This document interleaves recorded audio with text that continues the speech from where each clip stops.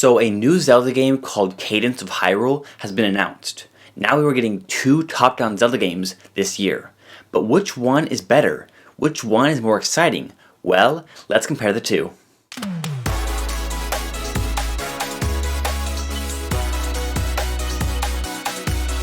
Hello everyone, my name is Adam and welcome to Time Lag Gaming. Keep in mind, neither game is out yet. We only have a trailer for each one, and we really won't know which one is better until they are out.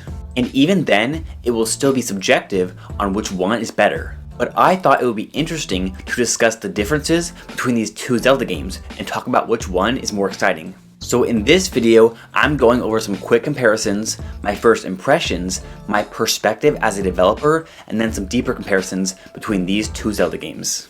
Now I know Cadence of Hyrule is just a spin-off game, but I am actually more excited for it than Link's Awakening. That is definitely not the most popular opinion. On a recent community post, I did a poll asking which game you are most excited for, and 83% said they are more excited for Link's Awakening, and 17% said they are more excited for Cadence of Hyrule. Now this is not surprising at all. One is a spin-off and the other is a traditional Zelda remake that people already know is good. So I am one of the few who is honestly more excited about Cadence of Hyrule than Link's Awakening. Don't get me wrong, I still am super excited for Link's Awakening, but the Cadence of Hyrule trailer just really resonated with me. Maybe it's because I haven't played Link's Awakening before, but with Cadence of Hyrule, it's something brand new to the Zelda series. First of all, it's the first time Nintendo has let an indie developer fully use their IP. It's also the first Zelda game in forever to go back to the pixel art style graphics. But mainly, it's the first Zelda game in a while to do something unique and different. The main mechanic is the hopping mechanic in sync with the rhythm of the music. This makes the entire gameplay feel different. With each beat of the music, you have the option to move, fight, or defend, and the same with your enemies. It also has new characters, enemies, locations, and more. Some of these are from the previous Crypt of the NecroDancer game, but still, these additional new components help it stay feeling fresh. If you watched my live stream or the replay of it, you'll see that my reaction at first was a little confused. The entire Zelda portion of the Direct felt like it was going in slow motion. I was like, okay, it looks cool and I like the graphics and the atmosphere. But then I heard the Zelda music and I was like, wow, that sounds a lot like Zelda music. I wonder how they were allowed to use, holy frick, what is this? Then I was thinking, oh, okay, so Zelda and Link are just playable characters. That's awesome. But then I saw all the enemies and the items and the music. Oh my goodness, don't even get me started with the music. The music just sounds so amazing. That was probably the best Zelda music remix track that I've ever heard. It's so upbeat and unlike Zelda, but also so much like Zelda. That's what I love about this game. It's mixing two very different but similar worlds. It's something old, yet something new. There's just this crazy nostalgic and happy feeling whenever I watch the trailer. For Link's Awakening, it was still awesome, and I loved that trailer as well. I also loved the art style for Link's Awakening. When I first saw the art style, I thought it was amazing, and I still love it. But there are two completely different vibes from these trailers and from these games. One is somewhat serious, and the other is happy and lively. So again, I'm not saying that either one is better. In fact, I think these are two perfect games to come out in the same year. They are so opposite that they work so well together. It's like Mario Maker and New Super Mario Bros. Deluxe both releasing in the same year, but two completely different experiences. It's just so awesome that we are getting two top-down Zelda games this year, but they will be two completely different experiences. Anyways, continuing on, through the trailer I was still confused, and then at the end, when it revealed the title and the Triforce, then it made more sense. Although it still wasn't really clear. The reason I was confused was because during the trailer, I wasn't sure if it was just a crossover like Starlink, where they are playable characters, or if it was a full-on merge like Mario and Rabbids. From the website description and the title of the game, we can see that it's a completely merged crossover, where the blend of Zelda is in every part of the game.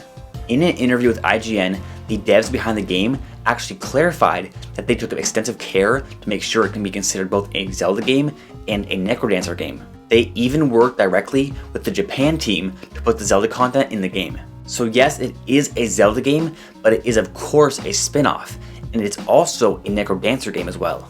Although one thing that I wanted to point out is that this game looks completely different than the original NecroDancer. That game was all based around a grid that was constantly present, and everything was more zoomed out. Cadence, however, has no grid on the floor and is more zoomed in. The overall game looks different, more like a Zelda game. It really is just as complicated as the full title suggests. Cadence of Hyrule, Crypt of the NecroDancer, featuring The Legend of Zelda. I hate the full name. I wish they would have just stuck with Cadence of Hyrule and put Crypt of the NecroDancer featuring Legend of Zelda as the first line in the description. I do get why they did this, as it'll help push sales of the original game and it clarifies that this is a spin-off. But still, it makes things confusing, and when typing in the name of the game, I always forget how to spell it because I have the names of both games in my head. Before we move on to more comparisons to Link's Awakening, I wanted to briefly talk about Cadence of Hyrule from a developer's perspective. This is such a big deal to have Nintendo let an indie team handle their IP. Yes, they have let others use their IP before, but now they let an indie team, which is huge for all indie developers. There was also just an article where someone from Nintendo said that they wanted to work with more indie developers to use their IP. This is amazing for us developers to hear. Throughout the Switch life, Nintendo's been working closely with devs, but now they're opening up even more, and that is just great news for everyone. However, this is also bad in a way. I mean, Cadence of Hyrule basically stole the show at the end of the indie showcase. A lot of those other amazing indies are probably going to get overlooked. There was actually a ton of great looking games shown off at the Spring 2019 showcase, but everyone will end up focusing on Cadence of Hyrule and Cuphead. So yes, it's awesome, but at the same time, it could honestly affect some of the other devs' games. I'm sure it won't be that big of an issue, but it's an interesting angle to think about. Alright, now onto the price point for Link's Awakening and Cadence of Hyrule. So the original Crypt of the NecroDancer game costs $20 on the eShop right now. But since Cadence of Hyrule is a bigger, more important project with Nintendo IP, I imagine it could cost $30. Link's Awakening, however, has a placeholder price of $60 on GameStop and Best Buy. Yet these are both top-down games, except the $60 one is a remake and the $30 one is a brand new game. This makes me think that maybe Link's Awakening might actually be a $40 to $50 game, or that Cadence of Hyrule will be a $40 game and Link's Awakening will stay as a $60 game. It's really hard to say.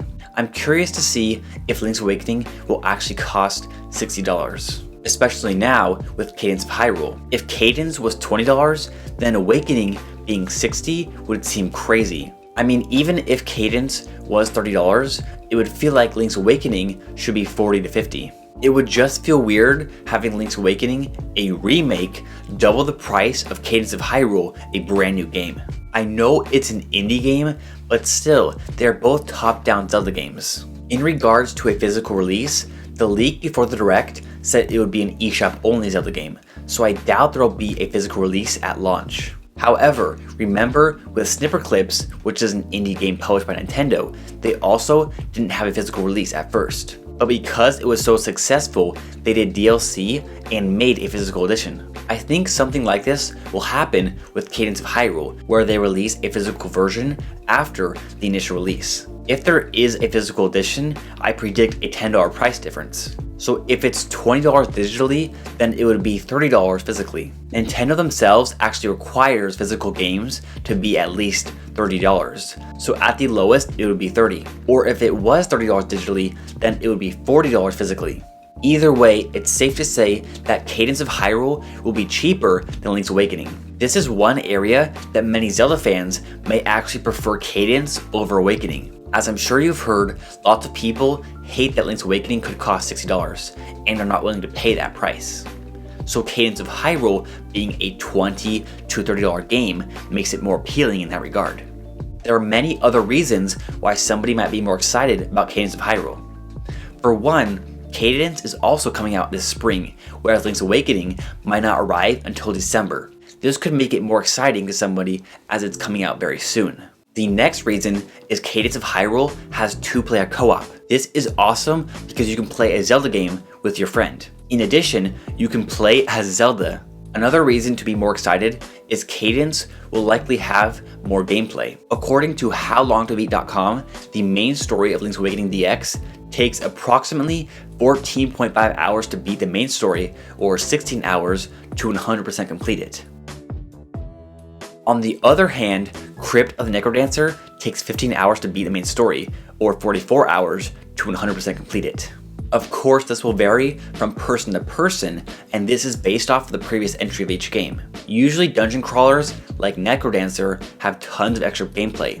However, top-down Zelda games usually don't. So I think it's safe to say that Cadence of Hyrule will have more gameplay. In addition, because of its randomly generated areas, it will probably have more replayability as well. Speaking of randomly generated areas, this is one big area that may deter people from Cadence of Hyrule. According to the Nintendo website, it says explore the randomly generated overworld and dungeons to save Hyrule. So yes, the overworld and dungeons are randomly generated.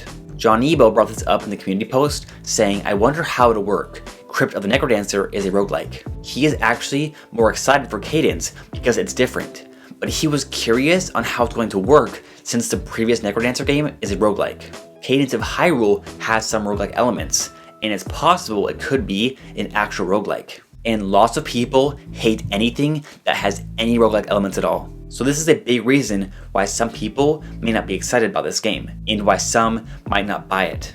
Another big deterrent was brought up by Astert310. He commented on the community post saying, the whole movement to the beat on Cadence of Hyrule steers me away from that game. Just seems like you're hopping through the entire game. Meh, pass for me.